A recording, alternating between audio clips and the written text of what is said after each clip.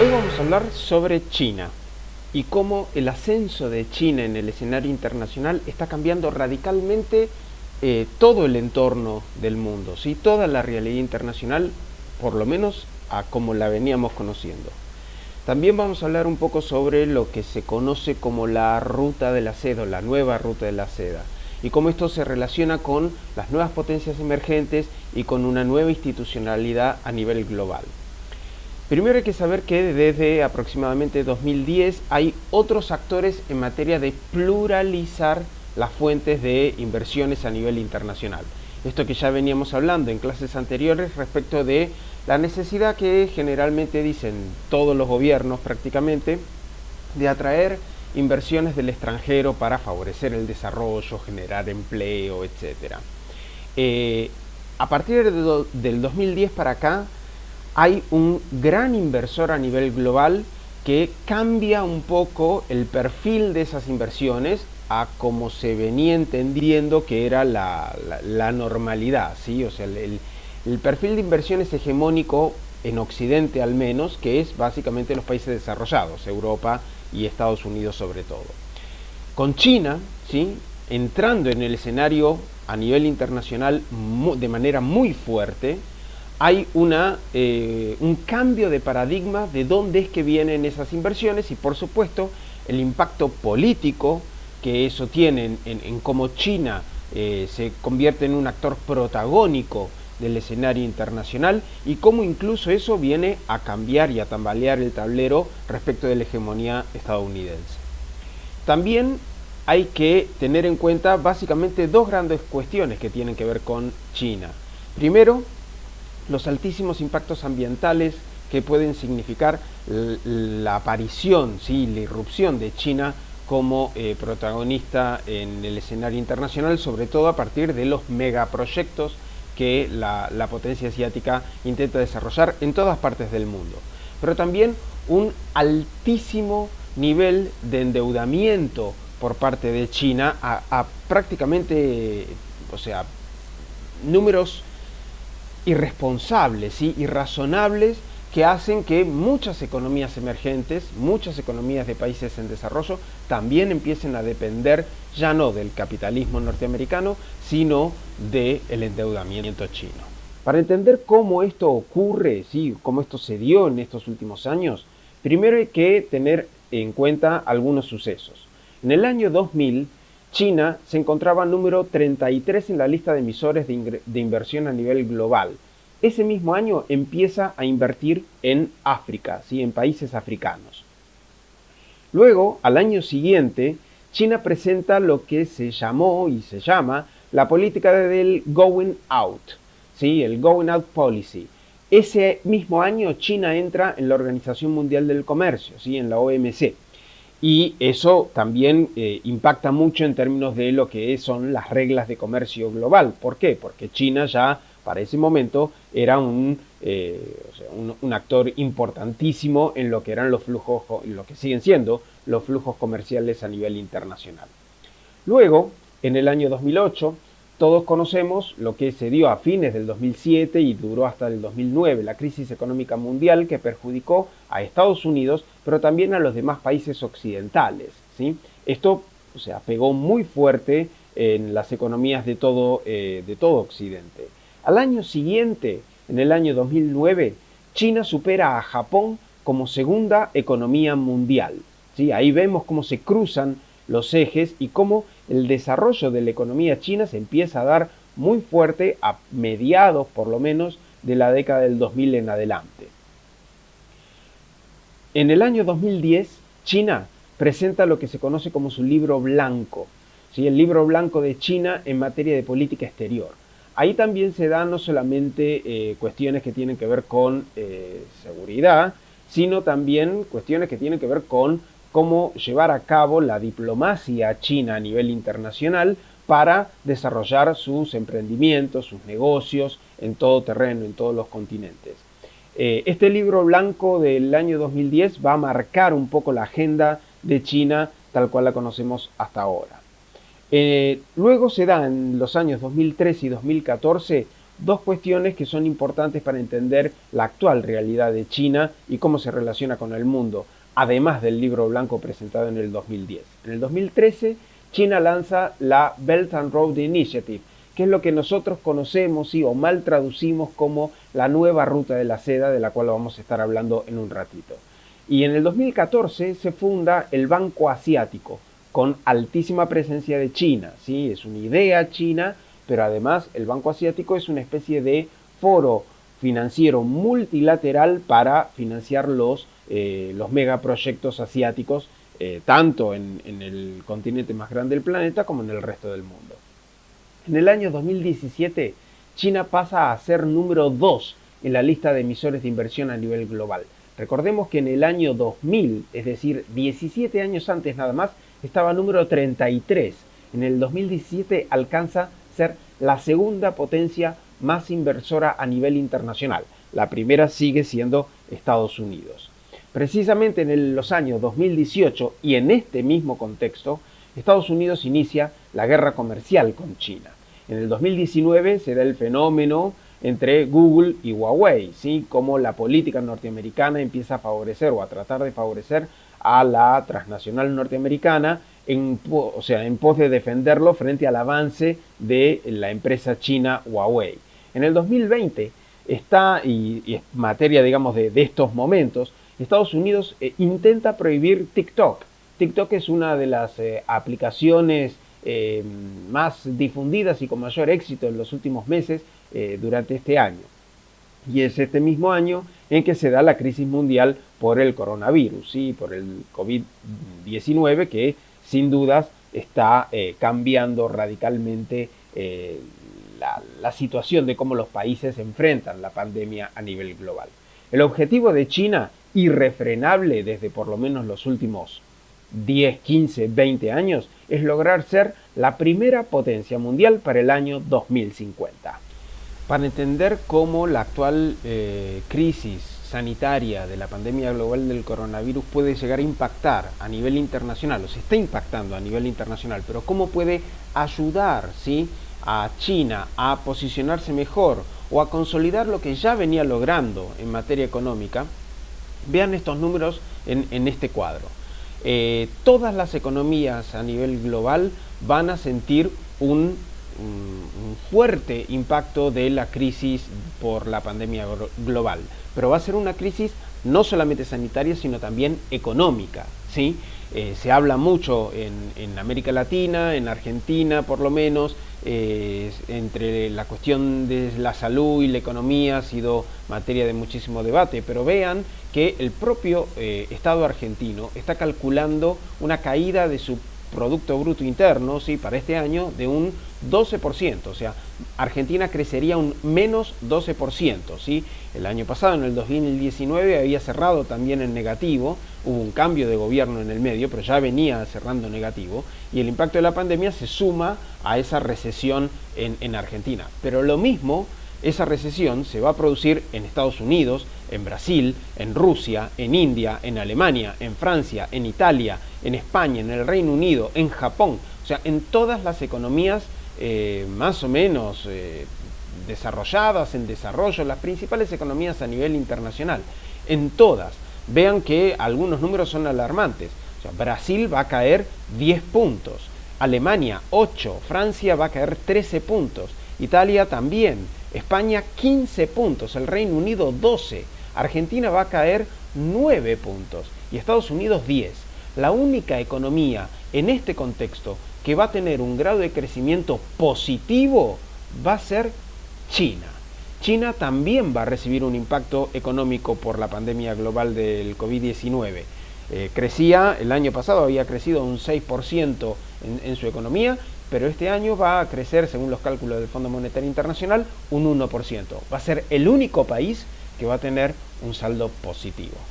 En esta competencia que hay entre Estados Unidos y China por la hegemonía mundial, ¿sí?, por ver quién es el que acapara la mayor cantidad de mercados a nivel internacional, esto se ve como China empieza a avanzar a pasos agigantados y cómo le come los talones a la economía norteamericana. En 2016, ¿sí?, ya el 21% de las importaciones de Estados Unidos provenía solamente de China. O sea, estamos hablando de prácticamente un cuarto de las importaciones norteamericanas. El flujo comercial que China estaba teniendo hacia Estados Unidos es 4 veces más grande que al revés, de Estados Unidos a China. O sea, la cantidad de bienes, ¿sí? O sea, de exportaciones que de China va a Estados Unidos es 4 veces mayor que de Estados Unidos a China. En el año 2017, Estados Unidos ya tuvo en ese único año un saldo comercial negativo, es decir, un déficit comercial de 375 mil millones de dólares. El tercio de las importaciones provenientes de China van básicamente solo en artículos de tecnología, esto es, teléfonos móviles, accesorios, ordenadores, componentes de telecomunicaciones, accesos de bienes de informática. Y esto también tiene una correlación con lo que fue precisamente la competencia entre Google y Huawei.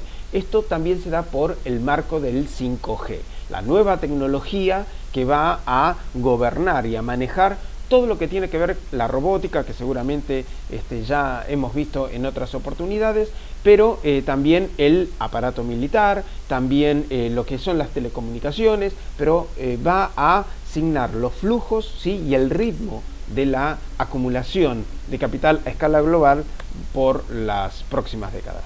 Vean este mapa. En azul están pintados los países que tienen como principal socio comercial a Estados Unidos, y en rojo son los países del mundo que tienen como principal socio comercial a China. China ha inundado el mercado internacional de bienes con productos fabricados en China, pero también transnacionalizados. Lo que ha hecho China es fortalecer su producción en las cadenas globales de valor que mencionábamos en clases anteriores.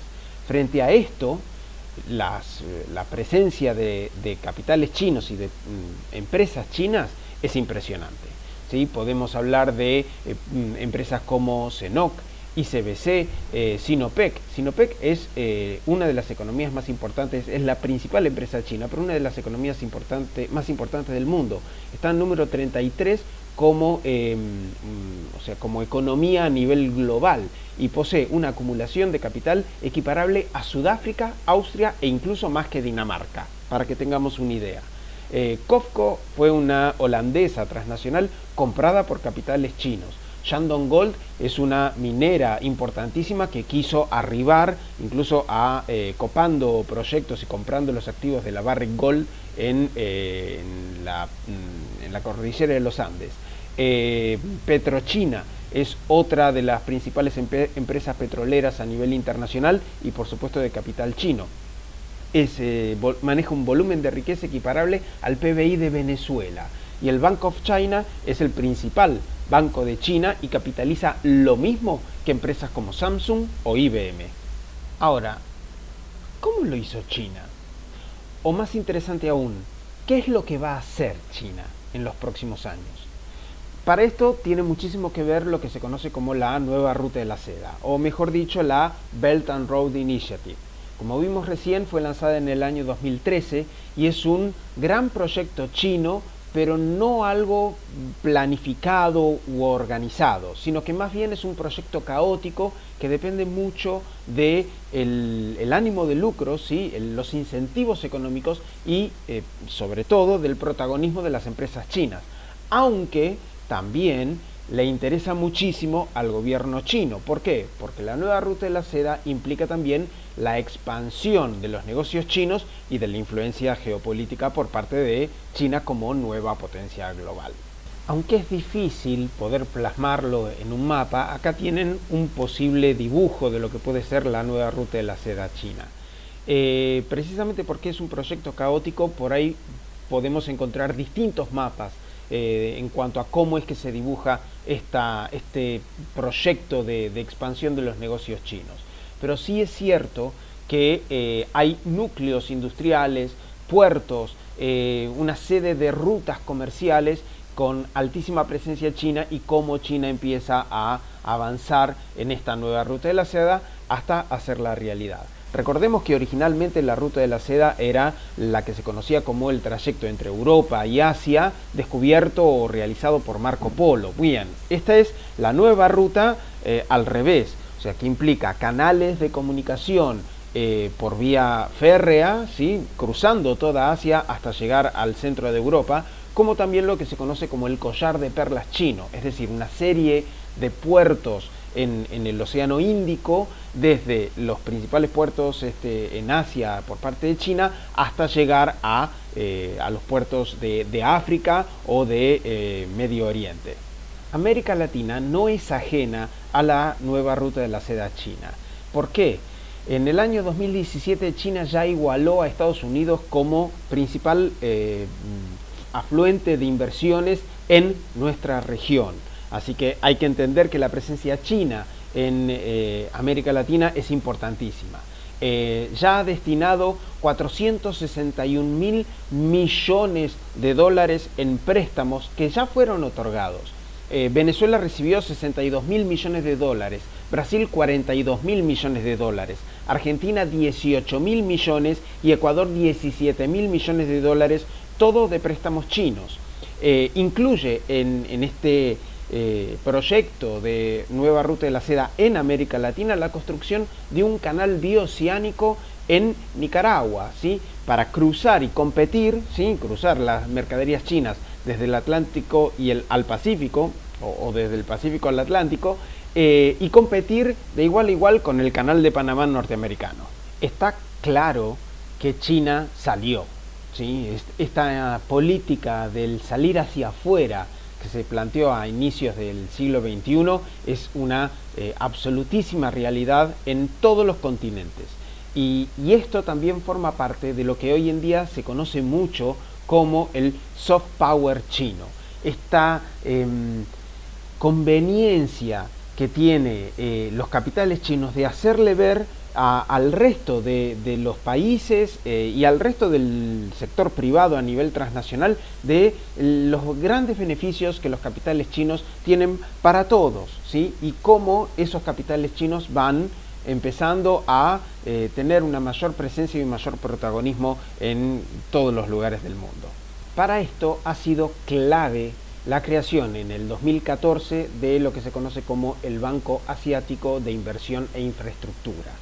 Este banco se creó, es un banco multilateral, pero se creó con iniciativa y una importancia realmente muy grande de capital proveniente de China. El Banco Asiático fue nombrado, ¿sí? Fue referenciado por Naciones Unidas como el FMI del futuro, como para que entendamos un poco de la importancia que el Banco Asiático está teniendo en la escena internacional. Arrancó directamente el primer año con 100.000 millones de dólares de capital inicial. Esto es la mitad de lo que maneja el Banco Mundial en su conjunto, ¿sí? Y esto forma parte de la política china a nivel multilateral. Además, no solamente China es miembro de este banco, también lo es Alemania, el Reino Unido, Francia, India, Indonesia, Suiza, Luxemburgo, Italia, Arabia Saudita, entre otros 80 países que conforman la nómina total de los Estados miembros de este flamante Banco Asiático de Financiación. Estados Unidos no sabe cómo parar este avance de China que parece irrefrenable. Y también hay muchas similitudes, aunque también hay diferencias respecto de cómo China está ascendiendo como potencia mundial respecto de cómo Estados Unidos lo hizo en su momento. Ya respecto de lo que es el Banco Asiático, Estados Unidos ha manifestado que no tiene intenciones de participar, ha rechazado su posible incorporación a ese banco, pero también lo ha hecho Japón y también lo ha hecho Colombia, ¿sí? O sea, son países que se han manifestado en contra de la participación dentro de esta nueva iniciativa china.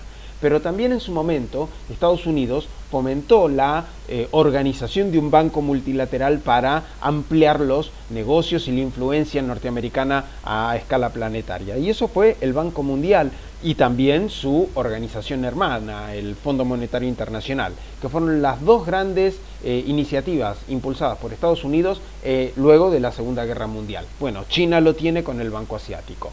También Estados Unidos impulsó muy fuerte en aquel momento su política unilateral conocida como el Plan Marshall para financiar los proyectos de recuperación y de de reconstrucción de las economías que habían sido devastadas en la Segunda Guerra Mundial.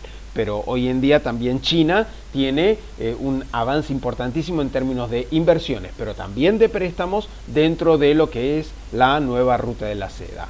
Estados Unidos aplicó muchísimo su hard power, ¿sí? O sea, su política dura, de mano de hierro, incluso apoyando e incentivando las dictaduras militares en distintos lugares del mundo, pero esencialmente en América Latina.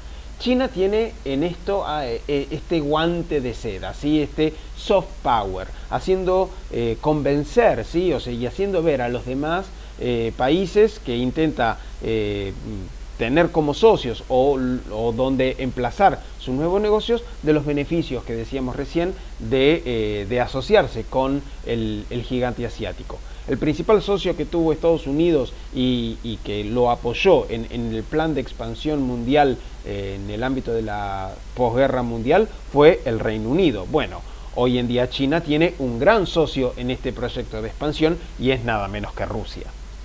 Y esto me obliga a tener que mencionar por lo menos en unos segundos a la importancia que están teniendo las potencias emergentes en la escena internacional. Estoy hablando de los BRICS: Brasil, Rusia, India, China y Sudáfrica.